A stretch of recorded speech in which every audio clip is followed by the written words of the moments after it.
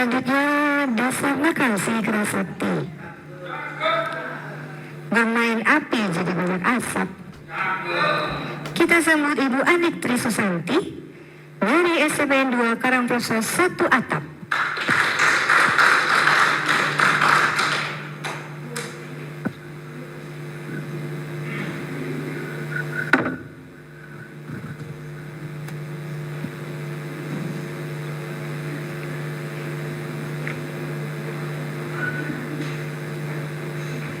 Baik. Ini Bu, mic-nya di sebelah sini.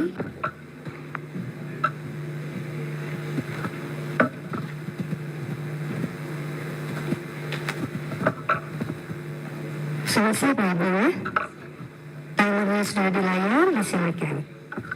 Assalamualaikum warahmatullahi wabarakatuh. Yang terhormat Bapak Ibu Dewan Juri dan para hadirin lomba inovasi SMP Kabupaten Malang.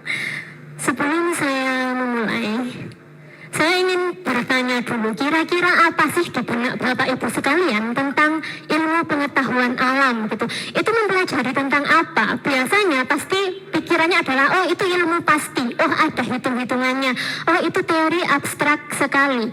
Tapi ternyata bagaimana kalau ilmu pengetahuan alam atau sains itu digunakan sebagai alat untuk menyelesaikan permasalahan sosial, kemudian isu gender yang terjadi bertahun-tahun lewat coding, apa yang akan terjadi? Nah, hari ini saya, Anik Tri Susanti dari SMP Negeri 2 Karangploso 1 Atap dengan bangga membawakan inovasi sains coding dan perempuan berpikir komputasional untuk menyelesaikan masalah sosial. Nah, inovasi ini berangkat dari permasalahan bahwa ternyata dari tahun ke tahun saya mengamati bahwa topik sistem reproduksi dan menstruasi itu membuat murid tidak nyaman, baik murid laki-laki maupun murid perempuan. Mereka menganggap topik sistem reproduksi itu tabu. Yang laki-laki merasa tidak perlu peduli, yang perempuan merasa risih. Padahal seharusnya itu adalah proses biologis yang alami, sehingga dampaknya di sini tuh terjadi kesenjangan atau gap yang nyata antara ilmu pengetahuan dengan realitas yang dihadapi murid. Nah, murid perempuan itu menghadapi menstruasinya dengan rasa malu, padahal seharusnya itu proses biologis normal. Sementara murid laki-laki membawa stigma atau anggapan yang keliru tentang menstruasi, dan itu menjadikan murid perempuan tambah malu lagi. Selanjutnya, nah, di sini muncullah suatu kebutuhan bagaimana menghadirkan suatu pembelajaran kegiatan belajar IPA yang relevan dan mematahkan tabu tersebut. Tetap harus ada keterbaruan teknologi. Akan jadi seperti apa ya? Tujuannya saya ingin tidak hanya menjelaskan dan mengajak murid itu belajar sistem reproduksi menstruasi secara teoritis, tetapi juga menunjukkan mengapa pemahaman itu penting bagi semua murid. Selanjutnya, nah dari sini inovasinya harus bisa mengubah konsep biologis menjadi ilmu kehidupan, kemudian mengubah stigma menjadi suatu solusi nyata.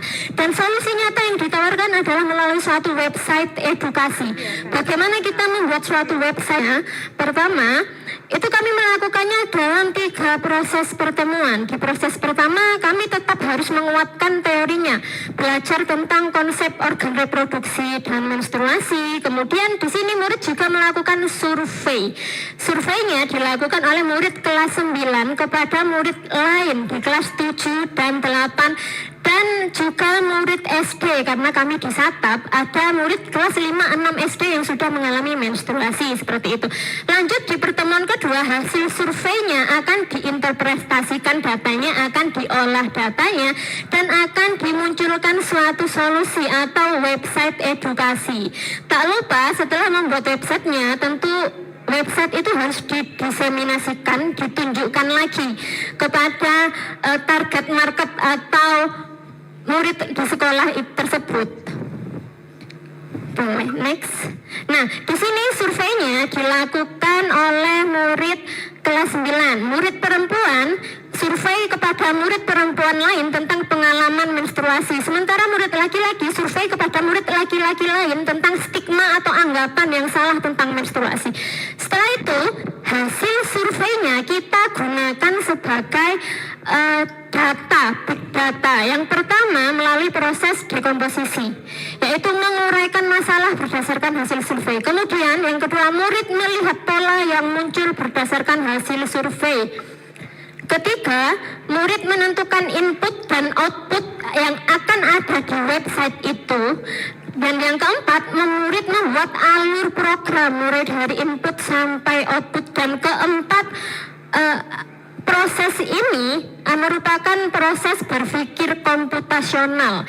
Titik beratnya adalah inovasi ini ada di tahapan berpikir komputasional, ada di prosesnya, tidak hanya di produknya saja.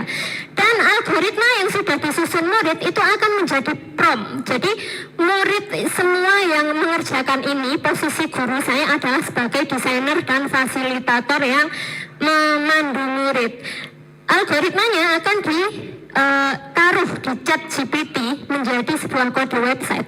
Kode website tersebut nanti akan diteruskan ke Canva untuk mewujudkan website edukasinya. Next, nah website edukasi ini tidak berhenti di situ saja, tapi juga harus dikembalikan lagi kepada audiens yang telah disurvei. Diseminasi, dilakukan pengambilan feedback dari user atau pengguna, dan kemudian ada refleksi. Boleh. Nah, ini adalah contoh surveinya untuk murid perempuan dan murid laki-laki. Next. Ini contoh LKPD-nya. Saya menggunakan tahapan model pembelajaran learning cycle 5E. Next. Ini tahap kedua, pattern recognition. Next. Tahap ketiga, abstraction. Next. Dan ini salah satu contoh algoritma yang sudah dibuat murid. Next. Nah, hasil belajarnya saya ada 4, sebenarnya ada 5, ada 4 yang saya tunjukkan. Ini yang dari kelompok perempuan.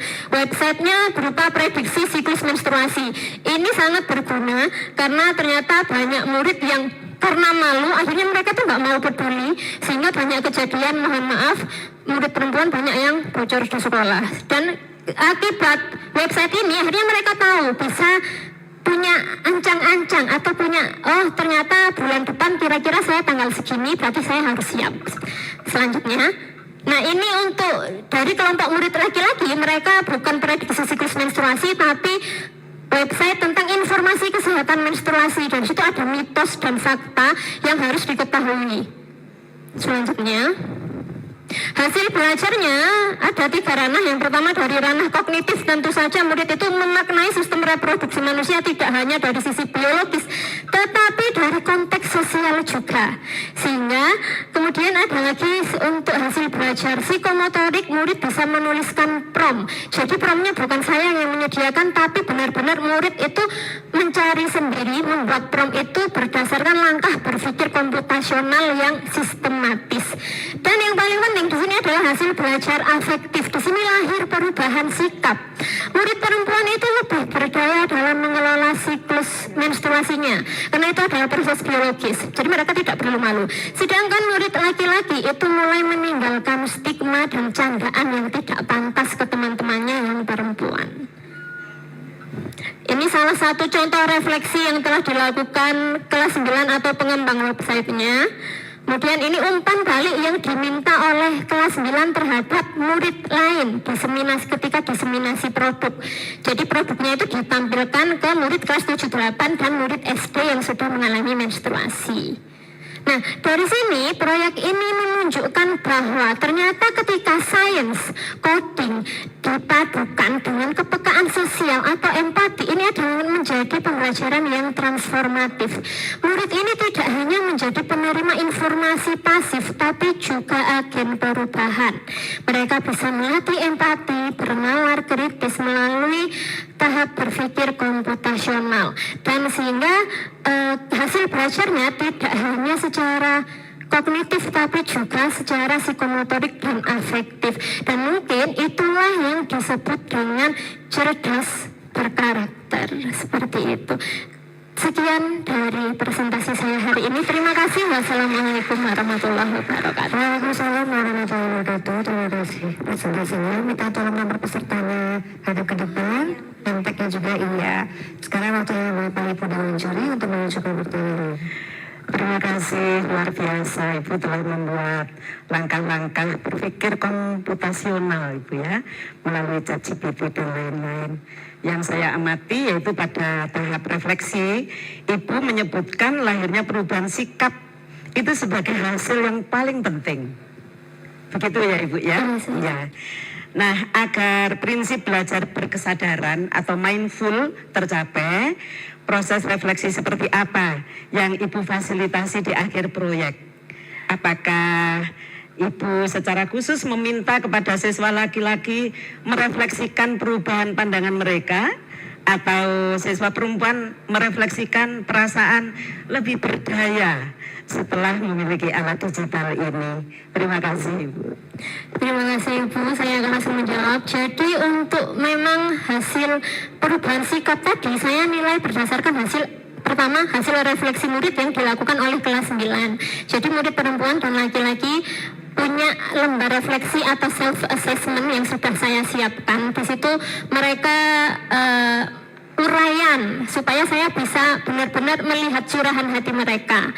Nah, kemudian yang kedua itu dari umpan balik yang diperoleh dari kelas 7, 8 dan murid SD sebagai penerima informasi dari websitenya. Ternyata mereka meskipun tidak ikut dalam pelajaran IPA ini, mereka turut merasakan manfaatnya. Ternyata siklus menstruasi itu bisa kita prediksi. Ternyata ketika teman perempuan saya ada yang menstruasi, saya tidak seharusnya mengejek. Itu ada tertulis di lembar refleksi dan umpan balik. Terima kasih. Tabu. Ya. Bagaimana sesuatu yang tabu ini bisa dikomunikasikan menjadi sesuatu yang rasional dari guru kepada siswanya, atau dari siswa laki-laki ke perempuan atau perempuan ke laki-laki. Jadi menggunakan komunikasi seperti apa agar sesuatu yang tabu ini menjadi sesuatu yang rasional. Terima kasih Bapak, izin menjawab. Jadi sesuatu yang tabu itu hadir karena biasanya informasinya itu tertutup. Supaya tidak tabu, kita harus berani untuk membuka informasi tersebut secara terang-terangan. Pertama, memang ketika di pertemuan pertama sudah kami diskusikan pertanyaan pemantiknya itu, saya langsung tembak ke murid, siapa yang pernah menstruasi, di hadapan murid perempuan dan murid laki-laki, siapa yang pernah bocor. Dan saya afirmasi supaya mereka itu tidak malu-malu dalam materi ini.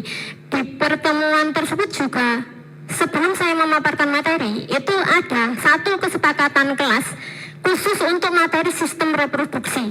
Jadi saya sampaikan kesepakatan kelasnya, kalau untuk materi sistem reproduksi itu murid tidak boleh tertawa. Kenapa tidak boleh tertawa? Karena ini adalah proses biologis yang wajar terjadi di tubuh manusia. Sama seperti kita membicarakan organ tangan, kaki. Organ reproduksi itu juga bagian dari tubuh kita. Jadi diskusinya itu secara terbuka dalam satu kelas meskipun terdapat laki-laki dan perempuan yang sama di kelas tersebut. Terima kasih. Pertanyaan terakhir. Sains, coding, dan perempuan. Belajar berpikir komputasional untuk menyelesaikan masalah sosial ya.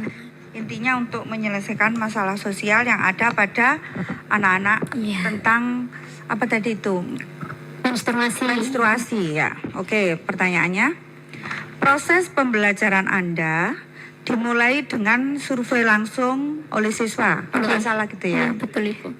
Yang membuat proyek ini menjadi sangat bermakna karena berangkat dari data nyata. Kan nyata atau Bu? Karena tiap bulan ya. Nyata. Bagaimana pengalaman belajar sebagai peneliti sosial Chili ini mempengaruhi cara pandang mereka terhadap masalah. Dan bagaimana kegiatan ini secara langsung membangun dimensi kewargaan atau memahami masalah komunitas serta kesehatan. Terima kasih. Terima kasih pertanyaannya Ibu Nurul. Jadi memang di pembelajaran ini titik beratnya ada pada perubahan sikap, bagaimana si materi sains itu ternyata bisa menyelesaikan permasalahan sosial dibantu dengan teknologi.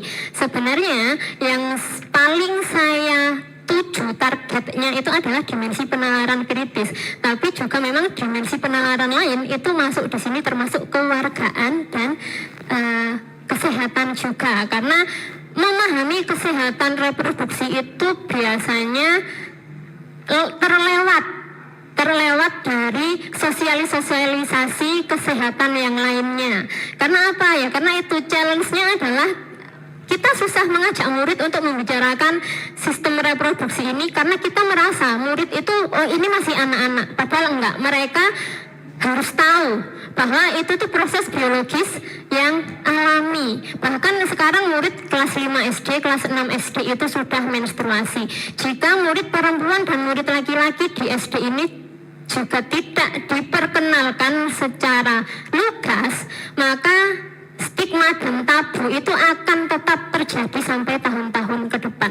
Kan kita nggak mungkin harus menunggu mereka kelas 90 sampai dapat materi sistem reproduksi dulu, karena di sini ada satap gitu. Akhirnya saya ingin mengajak murid kelas 9 dan murid kelas lain juga merasakan manfaat yang sama, sehingga di sini kewargaannya juga terbentuk. Solusinya tidak hanya dirasakan murid kelas 9 yang saya ajar, tapi juga murid lain dan murid di jenjang lainnya. Seperti itu. Terima kasih. Terima kasih. Terima kasih kepada Bapak Ibu Dewan Juri dan para hadirin. Wassalamualaikum warahmatullahi wabarakatuh. Waalaikumsalam warahmatullahi wabarakatuh. Terima kasih.